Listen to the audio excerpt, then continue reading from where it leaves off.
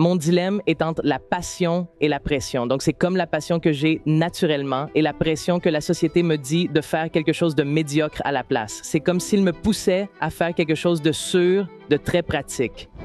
C'est un faux dilemme. Savez-vous ce qu'est un faux dilemme? Un faux dilemme survient lorsque l'on vous présente deux options et que l'on vous affirme qu'aucune troisième n'existe. Mais vous dites non. Avant de me diriger vers mon amour, que vous appelez passion, il me faut aussi être convaincu qu'il y a suffisamment de sécurité financière. Mais alors, ces chemins sont tous des voies très encombrées. En tant que jeune personne entrant dans la vie, avec l'ardeur, l'enthousiasme, l'énergie, la fraîcheur, pourquoi devriez-vous choisir ces voies encombrées et étouffantes? Pourquoi? Et cela en plus au prix de votre amour.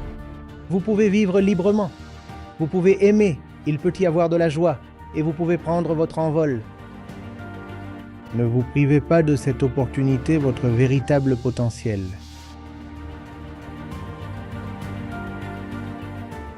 Monsieur, je vais poser ma prochaine question.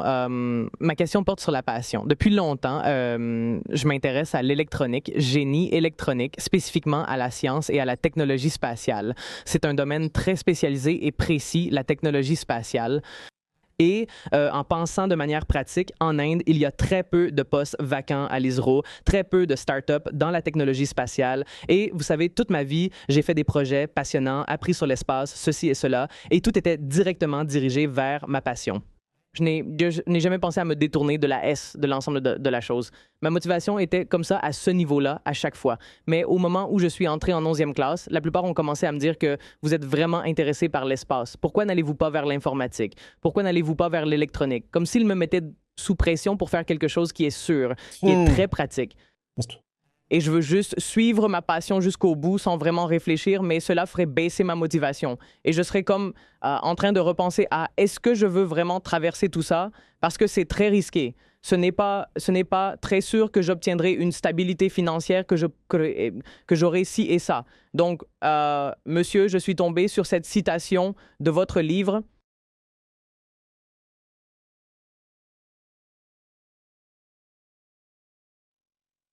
Monsieur, tout d'abord, mon dilemme se situe entre la passion et la pression. Donc, c'est comme la passion que j'ai naturellement et la pression que la société m'impose de faire quelque chose de médiocre à la place. Vous savez, juste aller en informatique, il y a des emplois là-bas.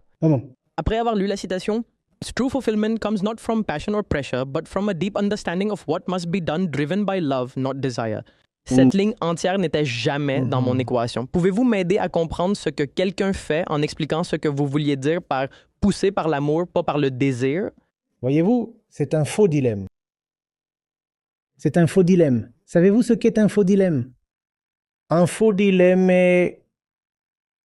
Vous êtes, étant donné, deux options et on m'a dit que il n'en existe pas de troisième.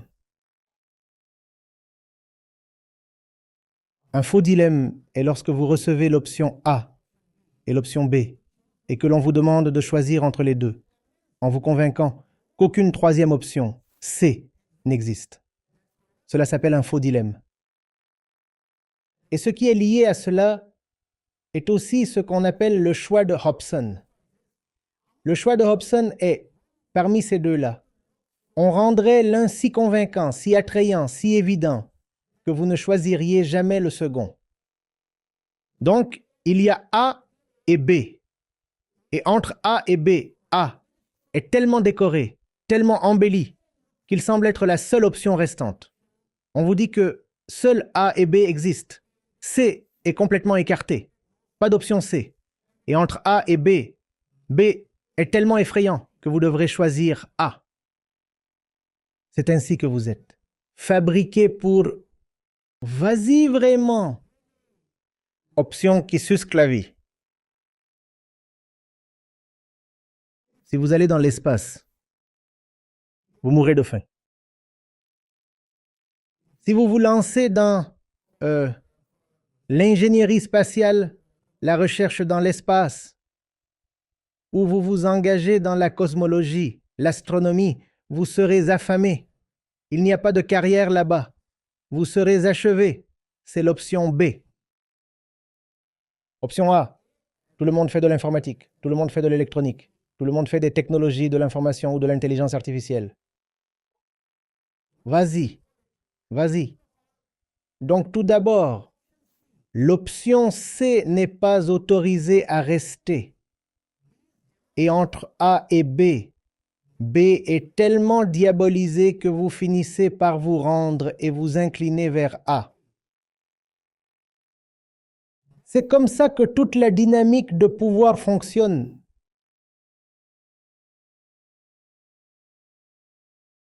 Pensez-vous vraiment, que les scientifiques de l'espace meurent de faim? Vous pensez vraiment de cette manière? Première chose. Deuxième chose. Vous avez dit que vous aimiez l'espace. Vous avez utilisé le mot passion. Alors, allez-y. Pourquoi vous souciez-vous de l'argent? La règle de l'existence est de faire toute chose de la meilleure manière possible. Et vous n'aurez pas à vous soucier de votre subsistance. L'argent suivra. Cependant, il ne viendra pas de manière prévisible. Ou au moment souhaité ou prévu, cela viendra de soi-même. Oui, cela pourrait ne pas faire de vous un millionnaire, milliardaire, quelque chose, mais vous aurez assez et plus qu'assez. Vivre heureux. Mais vous dites non. Avant de me diriger vers mon amour, ce que vous appelez passion, avant de me diriger vers mon amour, je dois aussi être convaincu qu'il y a suffisamment de sécurité financière. Oui, vous pouvez être convaincu des chemins qui garantissent la sécurité financière, mais ensuite ces chemins sont tous des voies très très encombrées. En tant que jeune personne entrant dans la vie, avec l'ardeur, l'enthousiasme, l'énergie, la fraîcheur que la jeunesse doit avoir, pourquoi devriez-vous choisir ces voies encombrées et étouffantes? Pourquoi? Et cela, en plus, au prix de votre amour? Juste parce que vous avez été terrifié, que vous allez mourir de faim? Si j'ai vraiment une passion, vivre, à quoi me servira trop d'argent? Dis-moi s'il te plaît. Que ferez-vous de ce genre d'argent? Vos jours, vos nuits seront occupés par votre passion, n'est-ce pas? Pensez-vous vraiment qu'Einstein avait le temps de faire des dépenses frivoles? Le problème sera le temps. Même si vous avez beaucoup d'argent, qu'en ferez-vous? Car la plus grande joie que vous obtenez vient de votre travail. Ça ne vient pas du shopping, ou tourisme, ou exhiber. Comprenez-vous cela? Vous êtes peintre, vous voudriez peindre. Sans pause, si vous êtes vraiment amoureux. Vous êtes scientifique, vous voudriez être dans votre laboratoire 24 heures, et c'est exactement ce que font beaucoup de scientifiques. Un de mes amis, il arrive bientôt avec un nouveau type de médicament pour cibler certaines bactéries dans l'intestin. Et ça, c'est très, très domaine de recherche spécialisé. Il dort même dans le laboratoire. Ce n'est pas qu'il n'ait pas d'argent. Il est aux États-Unis depuis environ 20 ans maintenant. Il a fait son master là-bas, B.Tech de l'IT Delhi. L'argent, il en a en abondance. Mais ensuite, il ne veut pas dépenser l'argent. Il ne veut même pas compter l'argent. Et cela ne lui importe pas. Si une grande partie de son argent disparaît réellement, c'est parce que ce n'est pas pour l'argent que l'on poursuit une passion. L'argent suit de lui-même, comme une ombre. Vous ne voulez même pas regarder l'ombre. Vous courez vers votre destination. Vous voulez regarder votre ombre? Combien d'entre vous font cela? S'il vous plaît, dites-le moi. Voici votre destination, et le soleil est aussi devant vous là-bas, et l'ombre vous suit tout le temps derrière vous. Regardez-vous vers votre destination ou regardez-vous votre ombre? Lorsque vous regardez votre destination, l'argent continue de vous suivre. Derrière, parfois de ce côté, parfois de ce côté-là, parfois devant vous. Comme une ombre. Parfois une longue ombre qui peut signifier beaucoup d'argent. Et si le soleil est juste ici? Frais généraux. Puis une très petite ombre qui peut signifier un peu d'argent. Et la longueur de l'ombre varie aussi. Vous ne vous en souciez pas, car ce n'est pas pour l'ombre que vous courez.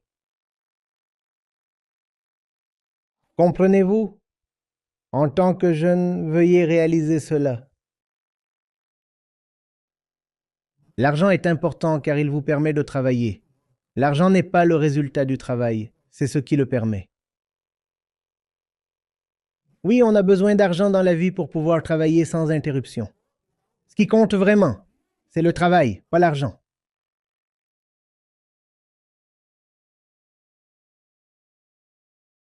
Oui, vous devez avoir de l'argent afin que vous puissiez vous déplacer rapidement d'un endroit à un autre, afin que vous économisiez du temps, et que ce temps puisse être investi dans votre travail chéri.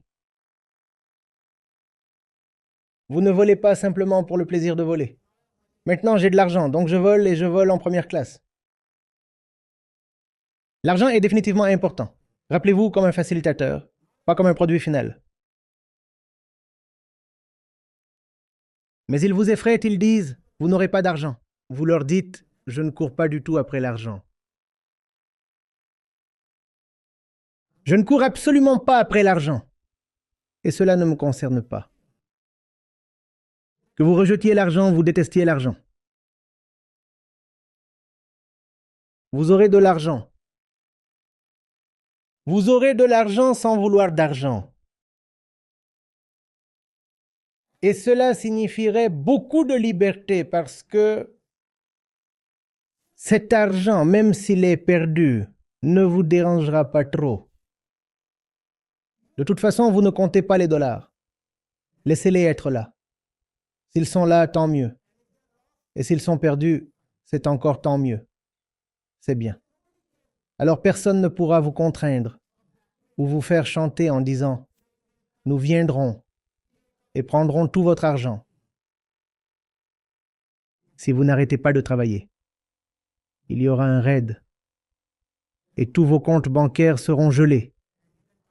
Et vous pouvez dire calmement « Veuillez geler ce que vous voulez geler et fichez le camp parce que je dois travailler. »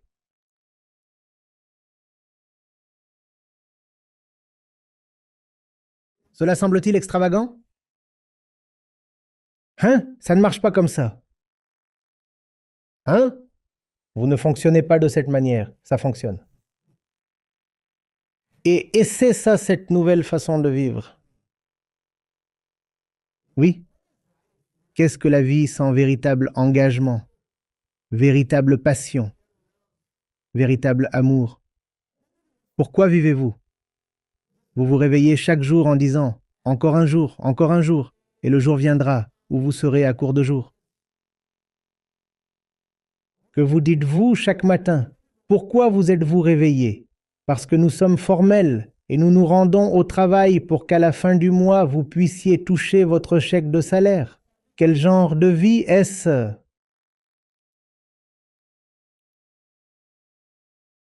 Salut les jeunes, n'est-ce pas?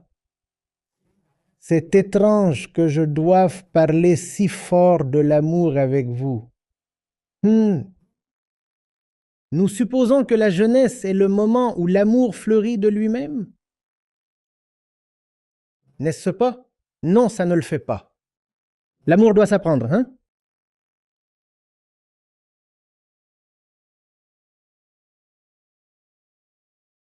Vous ne serez pas blessé. N'ayez pas peur. N'ayez simplement pas peur. Ils peindront tous ces tableaux terrifiants.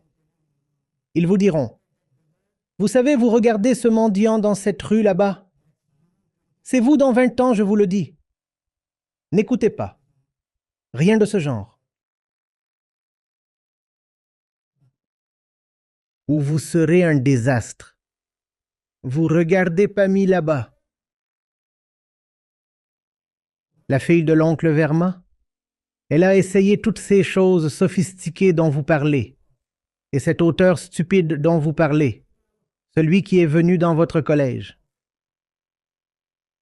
La passion et l'amour et la fraîcheur et l'authenticité et toutes ces choses, elles ne comptent pas, je vous le dis.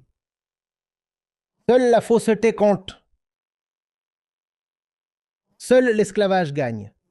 Non, non, non, non, non, non. Ce n'est pas ainsi que l'existence est. Ce n'est pas ainsi que la vie est censée être. Vous pouvez vivre librement. Vous pouvez aimer. Et il peut y avoir de la joie. Et vous pouvez voler. C'est possible, oui. Ne te prive pas de cela, de cette opportunité, votre véritable potentiel.